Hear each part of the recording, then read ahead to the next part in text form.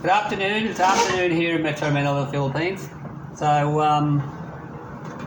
what I wanted to do this video about was my property journey.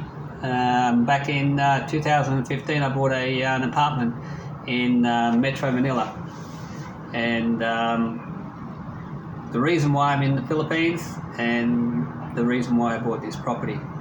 The reason why I'm in the Philippines and how I came to be in the Philippines is my third youngest daughter had moved here with her husband, who'd been transferred here to recruit 300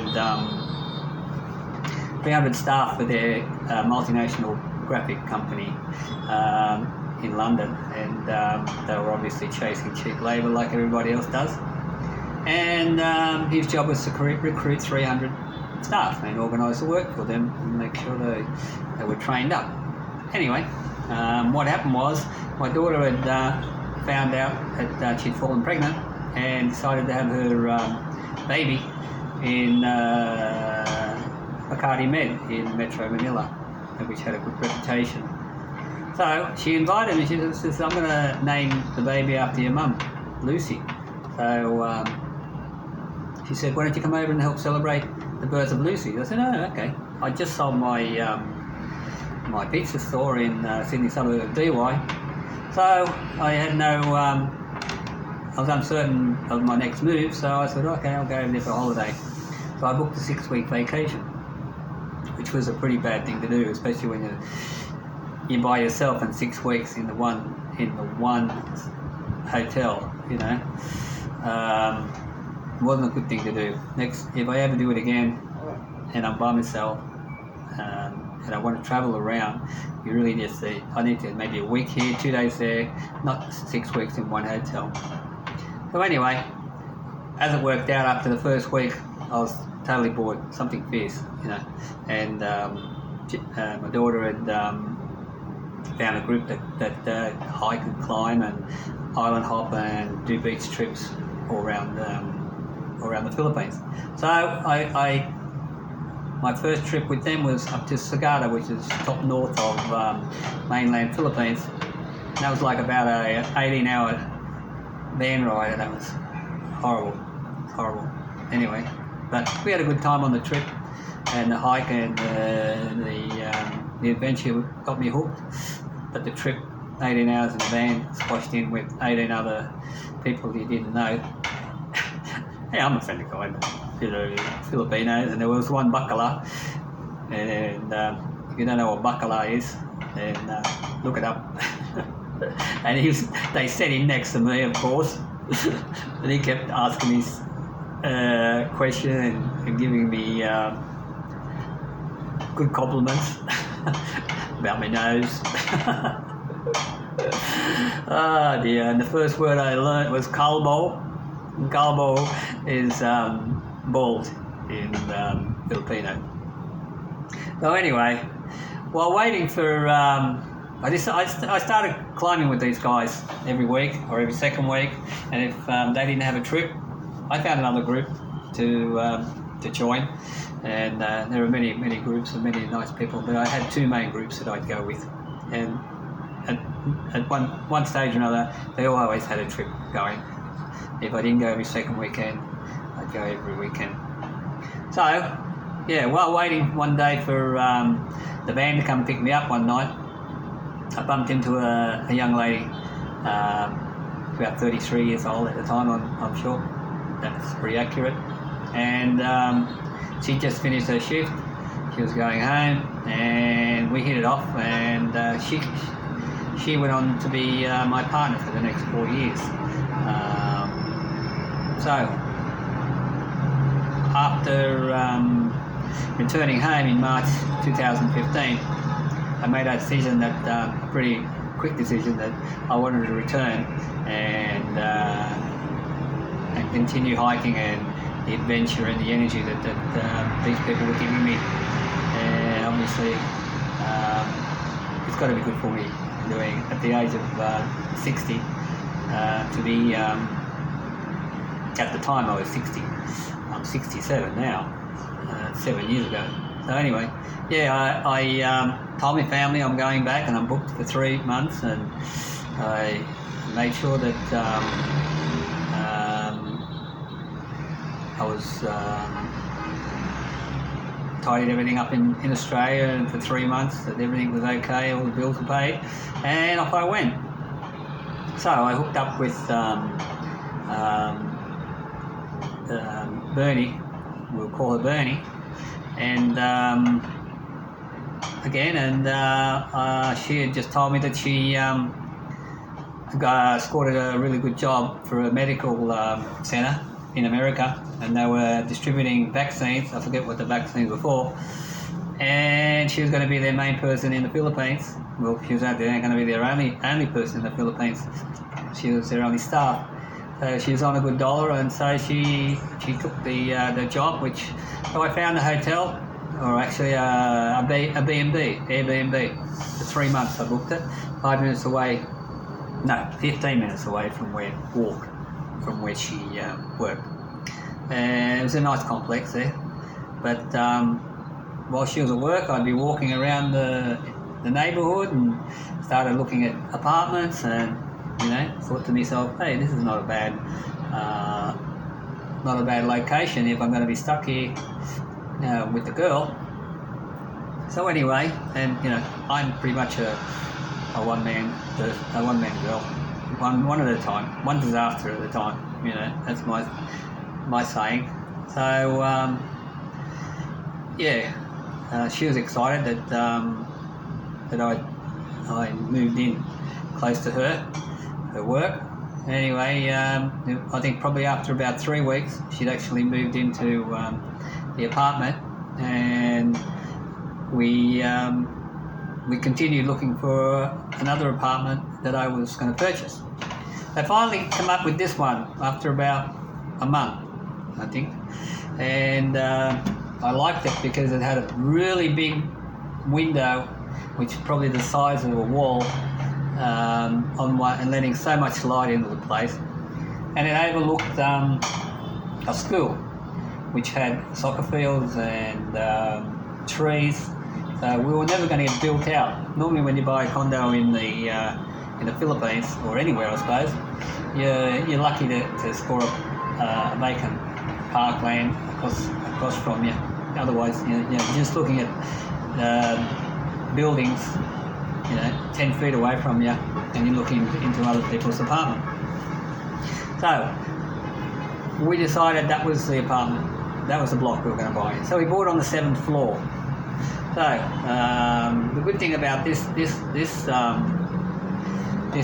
complex is it's pretty high end. The construction is pretty good, very good workmanship on it. In 7 years, I've got one loose tile in the bathroom which I haven't fixed, and the exhaust fan in the bath is cactus, so I need to replace that. 7 years ago I did buy a hot water service, and that's carpeted now, so I'm pretty happy with that. 7 years, considering they only give you 1 week guarantee, if any, or 1 hour guarantee, if any. And so it was only 5 minutes walk from the MRT station.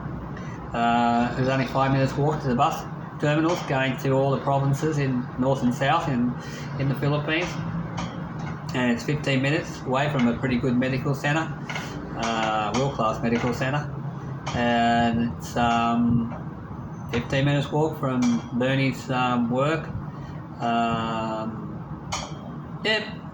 We made the decision, and we dove in and bought it. And I bought it in my name because I'm allowed to buy a condo. And I wanted to buy her in Bernadette's name, but she refused. And so we dove in and we put in our 10% deposit, and the asking price for cash was 3,600,047 pesos. That was it. And I had a hiking friend, Lee, who worked for Ayala Land. She was in a managerial position there. I hiked with her, and she escorted me to all the meetings held by the seller greenfield corporations. And the next question was how to get the money from that amount of money from Australia to the Philippines. Yeah, so I didn't want to do a money transfer because there was a lot of money to transfer in one hit, and I'd never done that sort of thing before, so I was pretty nervous about the money transfer. So as it worked out, my son-in-law had to go back to Sydney to report, so I organised, after a lot of hassle with the banks, to issue him a cheque in favour of Greenfield Corporation for I think it was about a 90,000 cheque, and he brought that back with him, and when he came back to the Philippines. But in the meantime, I could move in.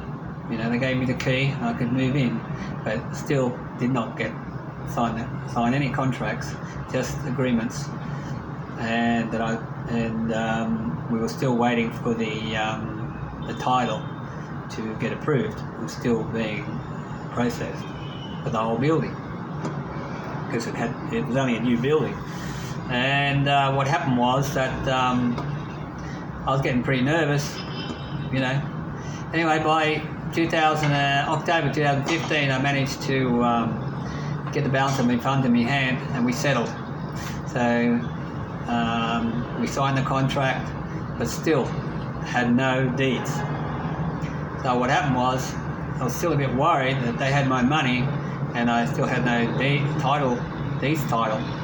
So after being informed the transfer was in process, and that the council was meeting with Lee and the Greenfield Corporation's management, that they assured me this is just the way it is in the Philippines. You know, I'm used to here's the keys, here's the money. I give them the money, they give you the keys and the deeds, right? Not like that in the Philippines.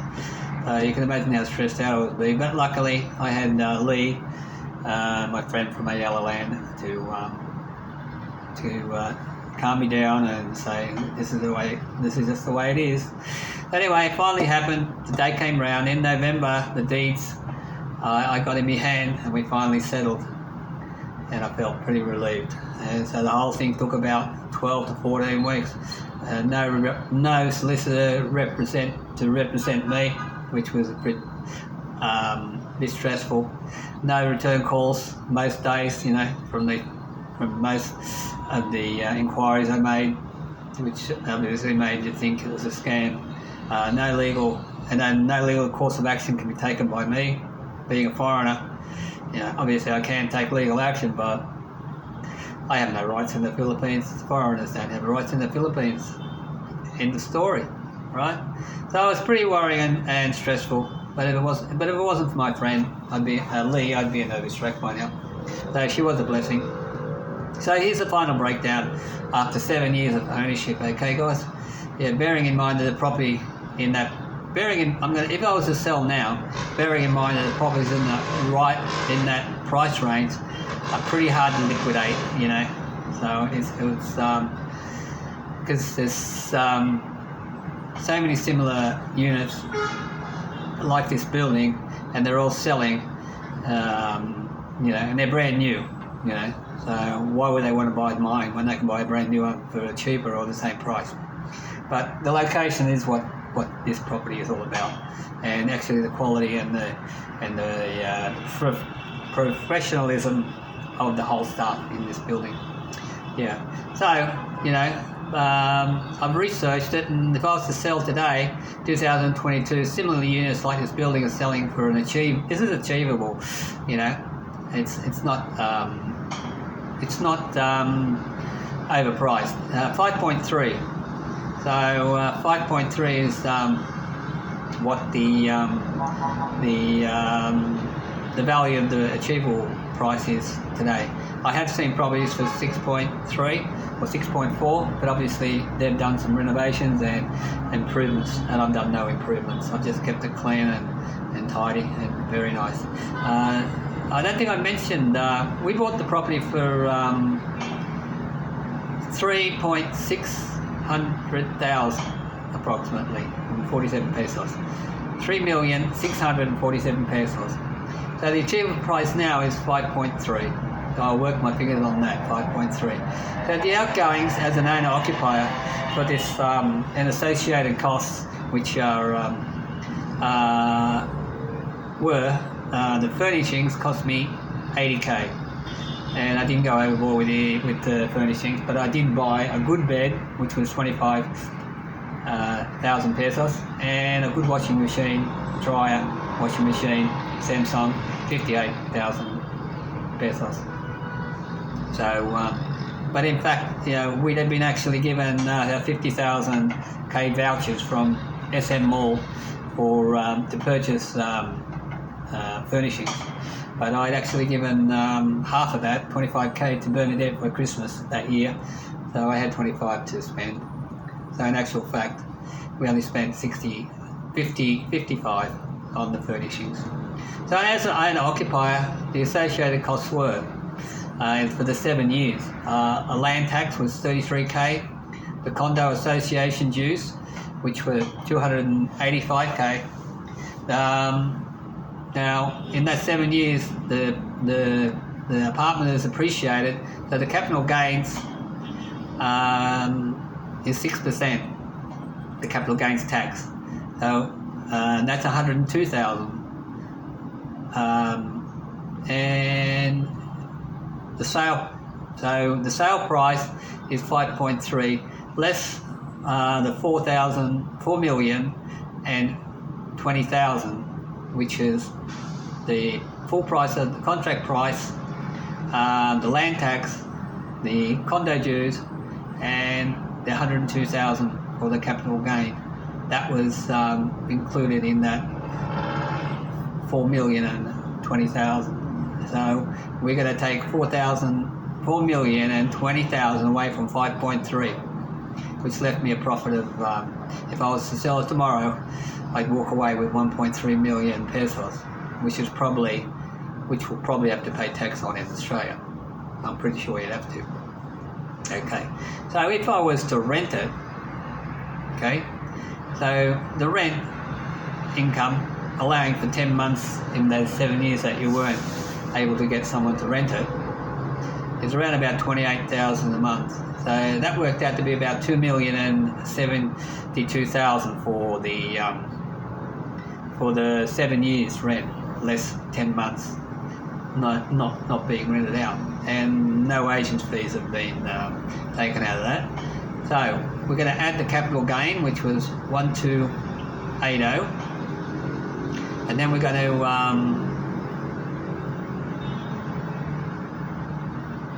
we'll add the income and the capital gains together, which is 3,352,000 net. So less the cost of the furnishings, which was 150k, that brings that down to 3,200,000, which is an income. That's your income for those 7 years, which is an income of 38,000 pesos per month, and which is approximately, I think it's about 36 to the dollar. So it's approximately 1,000 a month, which what did I put there? The initial investment was 105 Australian dollars, 105,000 Australian dollars. So if you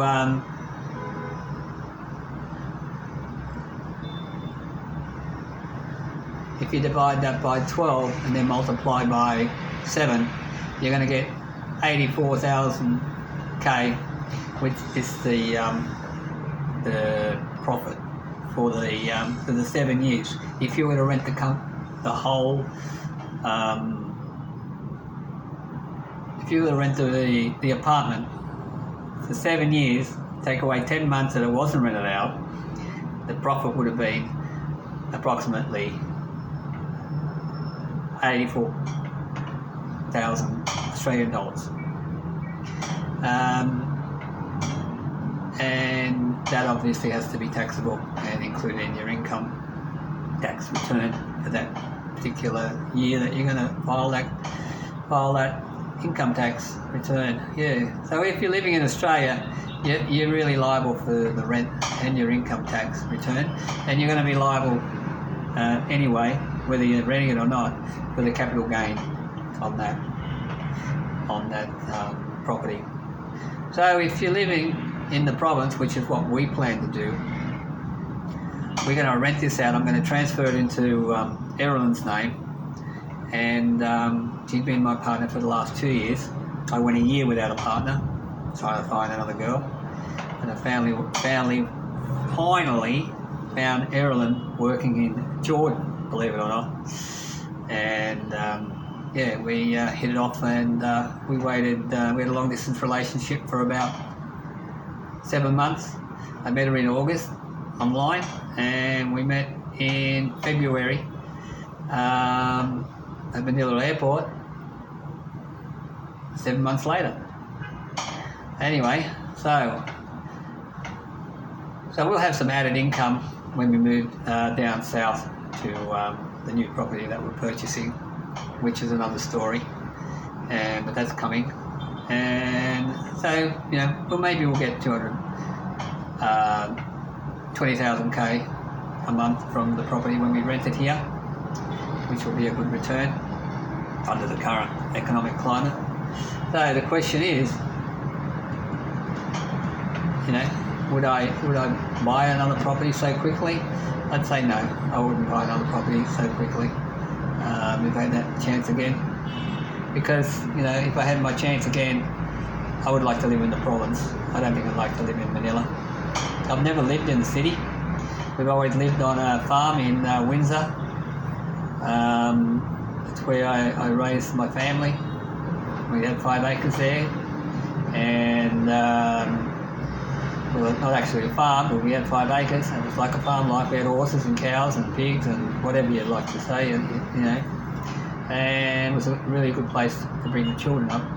And if someone said to me, you'd be living in the middle of Metro Manila, in a high-rise apartment, 32 square metres, I would have laughed at them. But I've enjoyed it, but I don't think I'd do it again, knowing what I know now. Yeah, I wouldn't buy an apartment. Not to live in anyway. As an investment, it's a pretty good investment. You're not going to get any money, like for 100k, if you left it in the bank, you're not going to get 84k return in 7 years.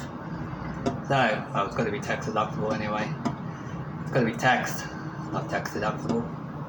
So, they're asking, no, I wouldn't do it. I'd wait a few more years before I took the plunge. And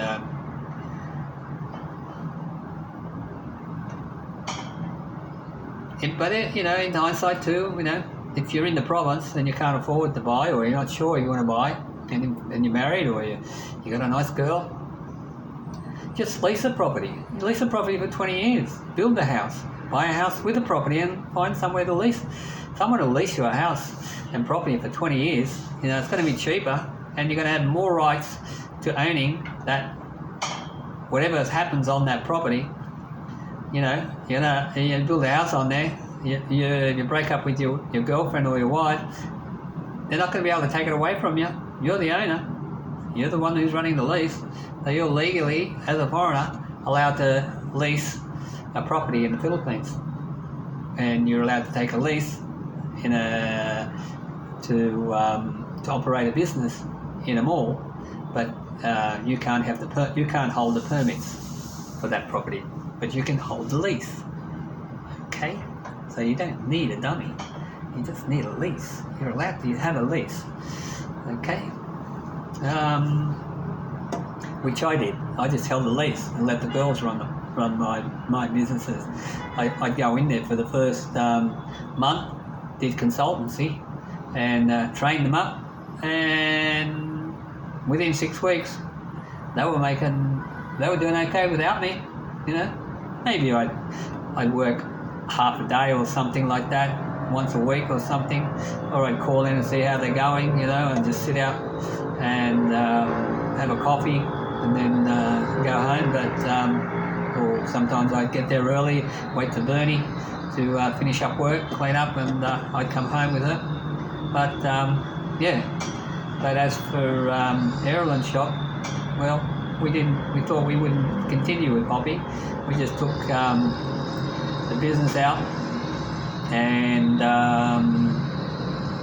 she took all the permits out, and I had the lease, and we just did it that way. It is more simple to do it that way.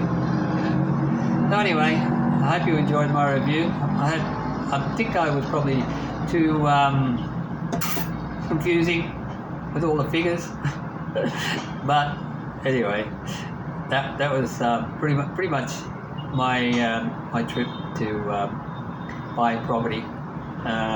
This next venture in buying some land here in Melangani, that's turned into a headache. The owner's disappeared. We can't find him. We found out there's two people on the ownership of the land, on the title, and he told us there was only himself. So